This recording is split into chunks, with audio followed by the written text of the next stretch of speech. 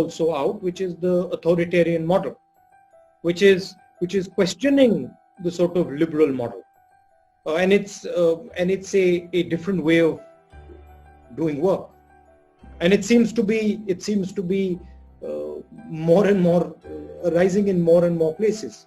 Do you think it's going to get pushed back? I don't know because the central authoritarian model, the strong figure,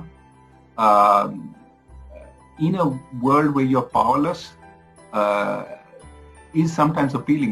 Especially if you can develop a personal rapport with that figure, and you feel they believe in me. They care for the people. The problem with that is the authoritarian figure can develop their own sort of sense of, yes, I am the power of the people, and therefore whatever I say goes. My rules apply, not the checks and balances, not the institutions, not the decentralized structure. Everything is going to go through me. The sort of historically, what has happened is that has put too much weight on that center, and eventually that collapses.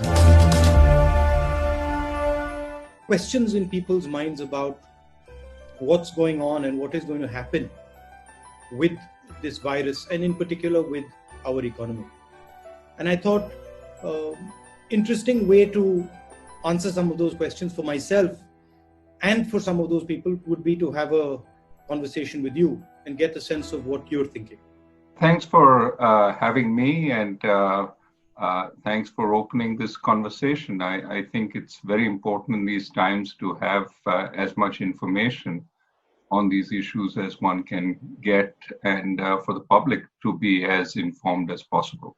One of the big issues that I have, and one of the things I'm thinking about, is how we should think about opening up the economy. Which are the parts you think of the economy that are critical to be opened up, and what's the sequence of opening up? It's a great question, because I think as we turn from trying to bend the curve on infections and preventing hospitals and medical facilities from being overwhelmed, we have to start thinking about restarting people's livelihoods. It's all too easy to have a lockdown forever, but obviously that is unsustainable for the economy.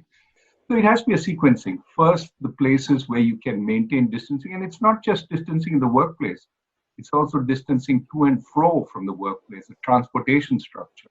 Do people have private means of transport, their cycles or their scooters, or even cars?